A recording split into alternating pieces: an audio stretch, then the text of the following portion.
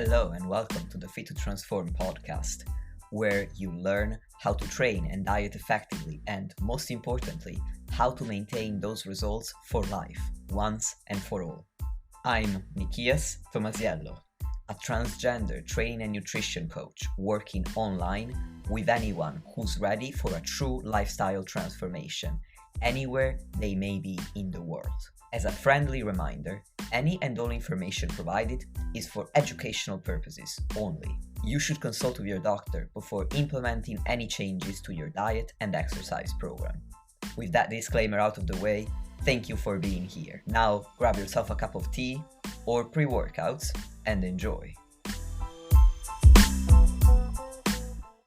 Yo, welcome back to the podcast. Today's solo episode is dedicated to probably the most popular supplement in the fitness community, and that is protein powder.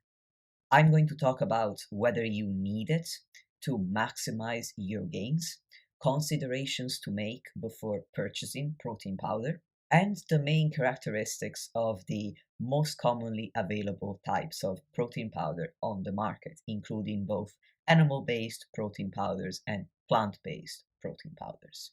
So, to start, protein powder isn't a must-have. It's not a magical supplement that's going to contribute any more to your diet than another high protein source. So if you could get all of your protein for the day from other foods that do not include protein powder, you would not need powder in order to get any better results. But realistically, most people struggle to get enough protein in a day. So protein powder is likely going to be your best friend to support your protein intake. It's easy, it's convenient, it's tasty if you find the right product that suits your own preferences. So while you don't necessarily need it, it's certainly a huge help. Now, when you're scouring the web or your closest supplement store looking for protein powder, I would encourage you to consider the following 4 factors: taste, whether the protein powder is complete or incomplete, the leucine content, and the digestibility. Taste might be obvious, but it's not to be underestimated because some protein powders taste absolutely vile. I've recently been trying a number of different ones myself, and when they taste disgusting, I cannot stomach even one serving. And I've also had clients who told me very excitedly, "Hey coach, I got protein powder, so now you're gonna be super happy with my protein intake." And then at the next check-in, I would go through their data and I would ask, "So what happened to your protein intake? It's still relatively low compared to the target I set for you." And they'd be like, "Yeah, I tried the protein powder. I had to bin it because it was terrible." So taste is extremely important here. It can literally make or break your protein intake for that day or that week. The second factor is whether the protein is complete or incomplete. And what I mean by that is that complete protein contains all of the 9 essential amino acids, essential meaning that you can't synthesize them. Your body can't synthesize them, so we need to get them from food. And these need to be present, all 9 of them, in the appropriate quantity in order to maximally stimulate muscle protein synthesis. Now, in most cases, people have protein shakes on their own without adding any other food, especially if they're on the go or right after training. So ideally, your protein powder would be a complete protein source containing all of the 9 essential amino acids in the appropriate quantity per serving, so that all you need is a scoop or a couple of scoops and you've got an appropriate protein serving to maximally stimulate muscle protein synthesis. Related to whether the protein powder is complete or incomplete is the leucine content. Leucine is one of the 9 essential amino acids and one of the BCAAs or branch-chain amino acids. Leucine is particularly important because it seems that there is a leucine threshold that your protein serving per meal needs to hit in order to send the signal to the muscle cells to stimulate muscle protein synthesis. And this leucine threshold seems to be around 2.5 to 3.5 grams of leucine per meal or snack.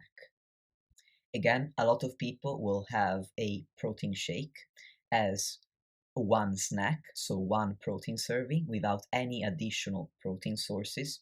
Therefore, you want a protein powder that's going to contain enough leucine per serving to hit that threshold. And the reason why for both the leucine threshold and whether the protein source is complete or incomplete, I've said that most people consume protein powder on its own, is that you don't need to have a complete protein source or to hit the leucine threshold with just one food. You can achieve the right amount of essential amino acids and hit the leucine threshold by combining a variety of different protein sources in every meal. So if you do happen to consume protein powder as one of several protein sources in the same meal or snack, it would be possible for you to hit the leucine threshold and accumulate the right amount of the 9 essential amino acids to maximally stimulate muscle protein synthesis. But in my view, it would require quite a bit of thinking that if you simply had a complete protein source as your protein powder, you wouldn't have to do. Now, most people are familiar with the concept of complete and incomplete protein, but not as many people know about the leucine threshold. And I wouldn't want anyone to go crazy trying to measure the leucine content in all of their meals from here on out.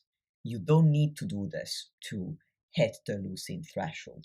Based on the current research, in order to maximize the anabolic response or muscle building response that you can get from each meal and snack, you want to make sure that you're having zero point 0.4 grams per kilogram of body weight, so zero point 0.4 grams of protein per kilogram of body weight across a minimum of 4 meals, so that in total for the day you hit at least 1.6 grams of protein per kilogram per day.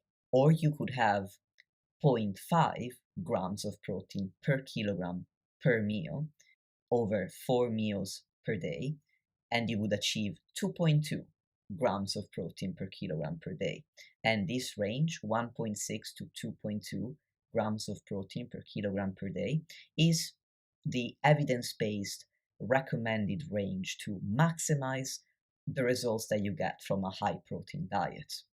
Having said that, if you're below this intake, it doesn't mean that you make zero gains. And I've discussed this at length with Dr. Eric Trexler back in episode 15 of the podcast, so you can listen to that one for more. And if you're interested in reading more about the actual research we have on this topic, the specific research paper I'm pulling these figures from, these zero point 0.4 to zero point 0.5 grams of protein per kilogram per day, is a paper titled How Much Protein Can the Body Use in a Single Meal for Muscle Building? Implications for Daily Protein Distribution, authored by Schoenfeld and Argan in 2018. And you'll find the link in the show notes. So if you achieve this much protein in every meal, and over the course of the day you total 1.6 to 2.2 grams of protein per kilogram per day, you're going to maximize the anabolic response that you are going to get from your your high protein diet. So if you're hitting this amount of protein from either one complete protein source or a combination of different sources, you're likely going to hit not only a really high daily total protein intake, which ultimately is the top priority, but also the right amount of essential amino acids and the leucine threshold. And for most people, zero point 0.4 to zero point 0.5 grams of protein per kilogram of body weight per meal is going to roughly correspond to 20 to 40 grams.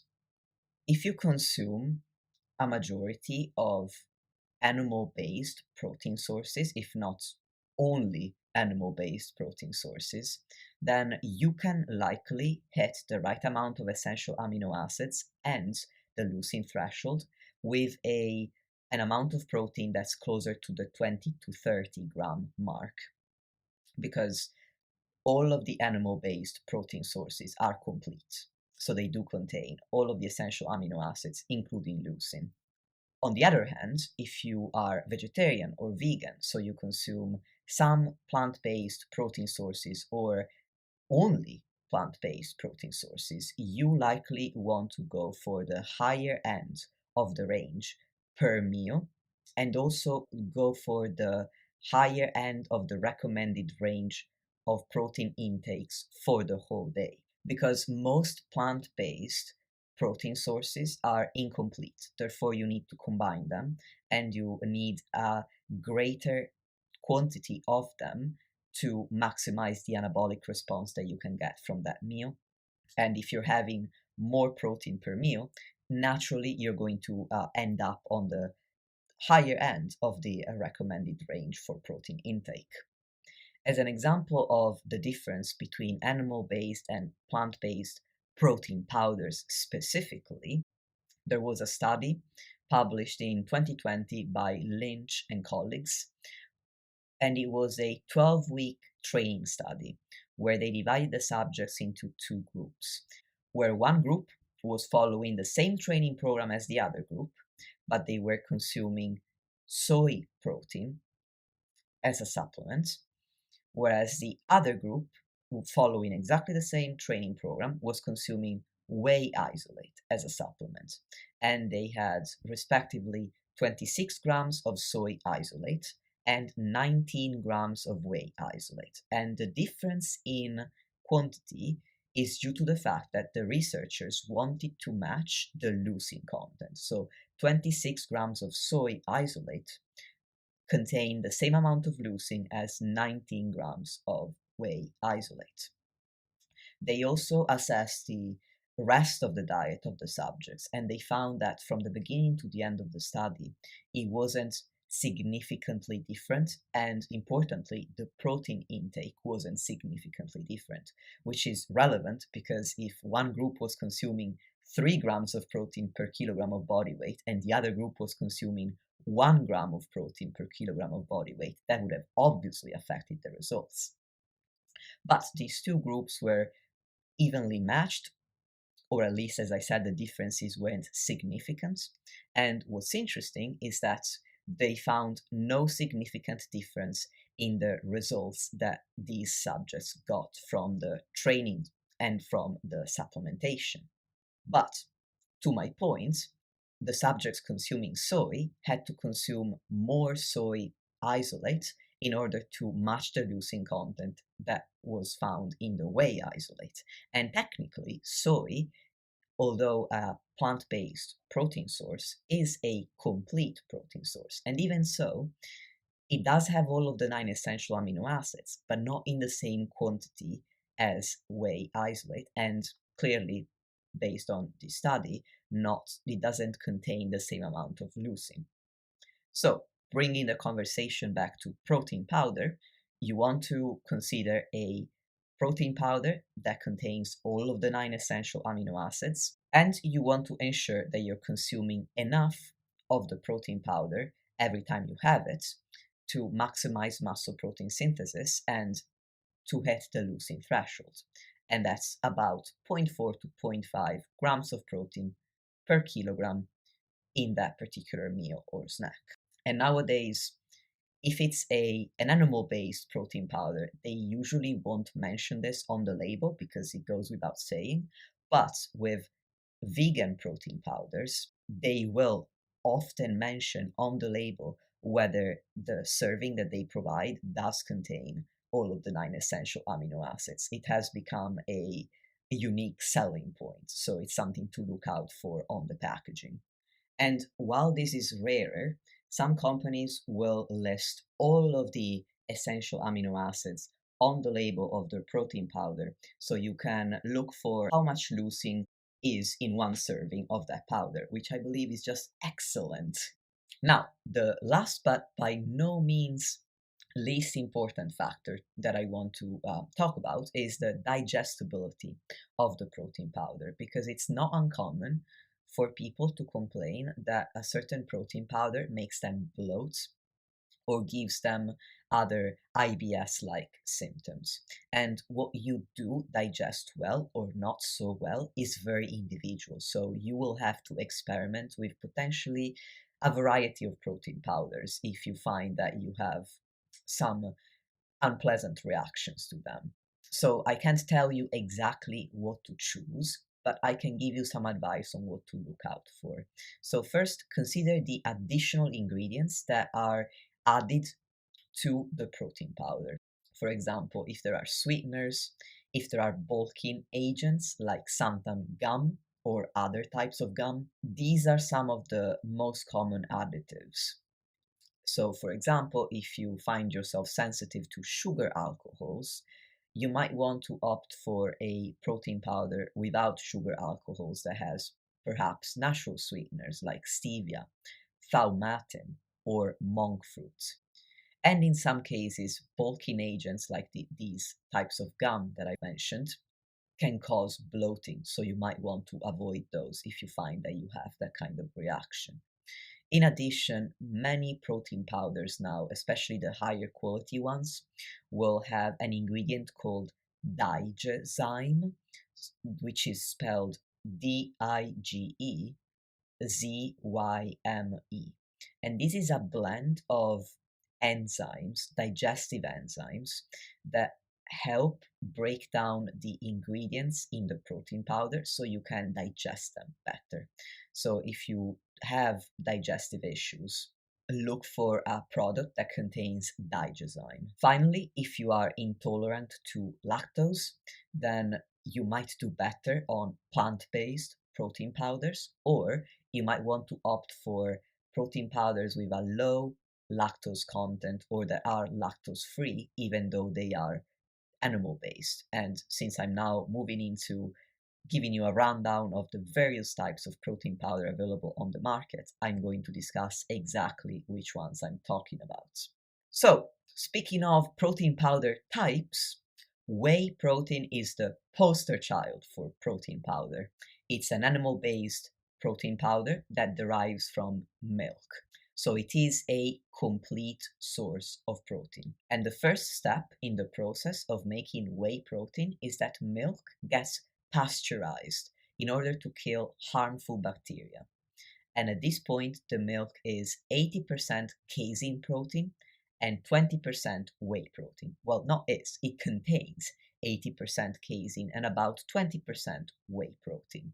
Then the milk curds, which contain the casein, and the liquid whey are separated. The casein is usually used to make cheese, or rather, the curds are further processed into cheese and other dairy products, whereas liquid whey is spray dried and then turned to powder. And voila, you've got your protein powder, your whey protein powder. And there are three main varieties of whey protein, differentiated by the degree of processing. And the more processed whey protein is, the more protein it will contain per serving, and the less carbs, fats, and lactose it will contain. Whey protein concentrate is the least processed type, so it still contains some fats, some carbs, and some lactose, and that's usually the type that people with some intolerance to lactose or sensitivity to lactose tend to struggle with. Then there's whey protein isolate, which is more processed and therefore easier to digest if you have a sensitivity to lactose. The last type, which is less well known, is called whey protein hydrolysate or hydrolyzed whey protein. And this is even more processed and essentially lactose free.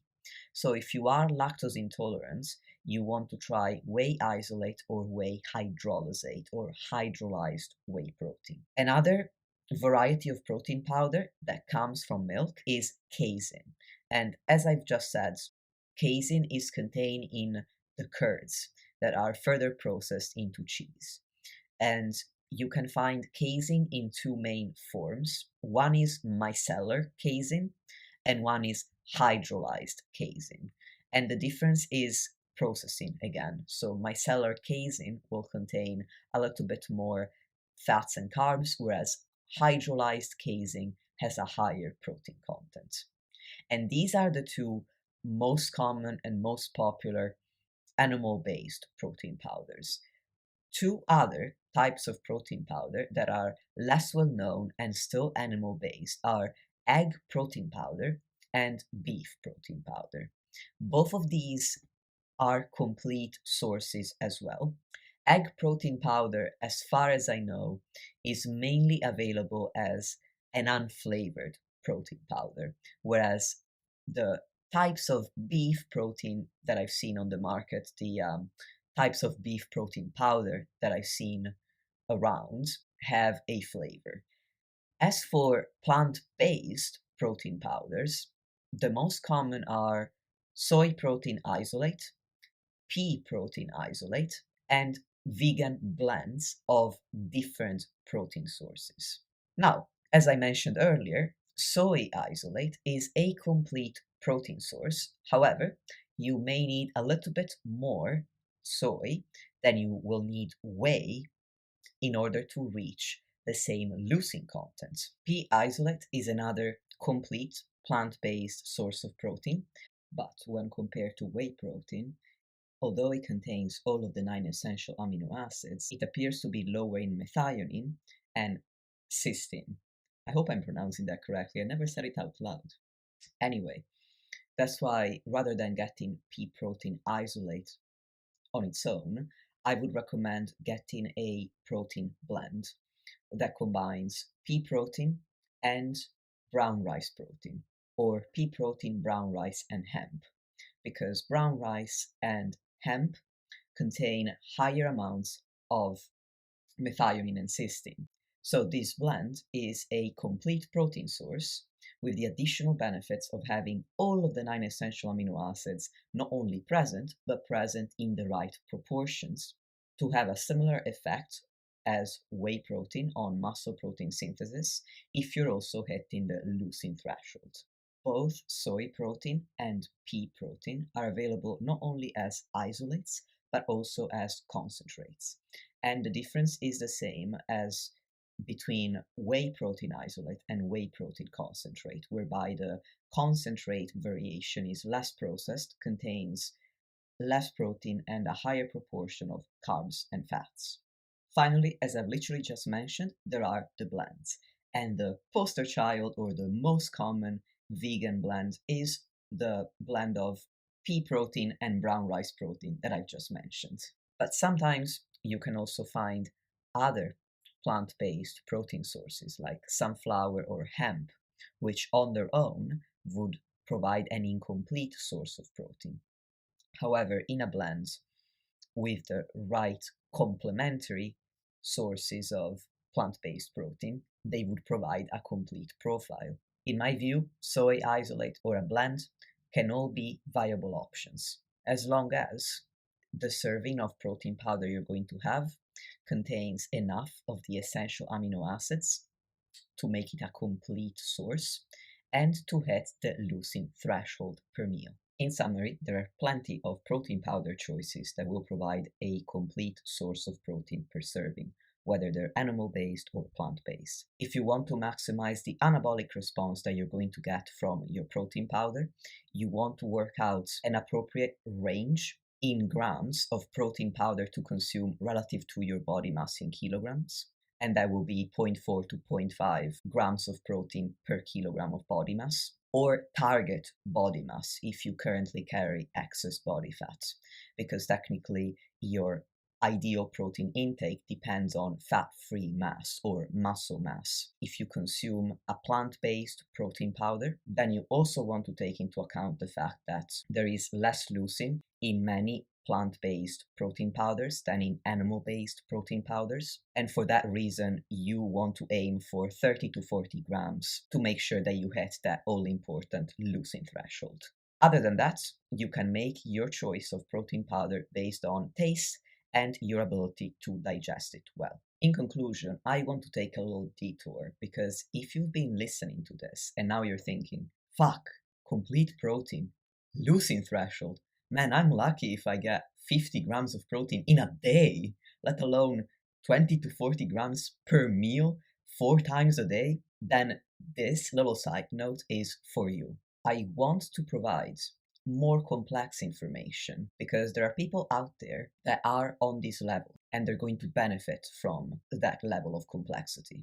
But there are also people who are not on that level yet, and I believe that they can get there if they wanted to and if they decided to apply themselves. So I want them to have this education. However, if you're not at this level yet, I don't want you to feel disheartened. I want you to feel inspired and to think of it this way. Okay, I'm not there yet, but over time I will get there. So for now, start where you're at and build up from there. So take from this podcast and from all of my other podcasts what's useful for you at this time and file the rest away for later. Just so you know, I don't talk about the leucine threshold or protein frequency or complete protein to clients who aren't at that level yet. I always start everyone where they're at. And some clients decide never to reach the top level of complexity because it helps them achieve a better balance between fitness and the rest of their life, which in turn means that they can be consistent for longer. Many people are led to believe that either you get results by maximizing everything or you don't, but that's simply not true. Results occur on a spectrum. There are tiers in fitness. For example, if you listen to episode 15 with Dr. Eric Trexler, where we talked all about protein and the appropriate protein intake in order to gain muscle, we discussed different ranges for protein intake. There's the top range that I've mentioned today, but you can also gain muscle on a lower protein intake. And it's the same with every other aspect of fitness. There's a bare minimum tier that you need to hit in order to see some results, but you don't need to get to the top level or else you will never see any results at all. And it is your choice where you want to fall on that spectrum and which tier you want to aim for, depending on how big of a priority fitness is for you in life right now. So start where you're at. Use the more complex information as inspiration for the future if you are interested in it. And remember that nobody who's just starting out wakes up tomorrow and suddenly eats 200 grams of protein when they were only eating 30 the day before. And that's a wrap for today's episode.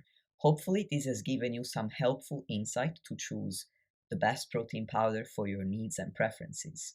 As always, if you want to connect with me, the links to do so will be in the show notes, including the link to apply for online coaching. And I'm currently taking on clients, so I look forward to hearing from you and to get to know you and how I can help you on your own fitness journey. Thank you so much for tuning in, and until next time.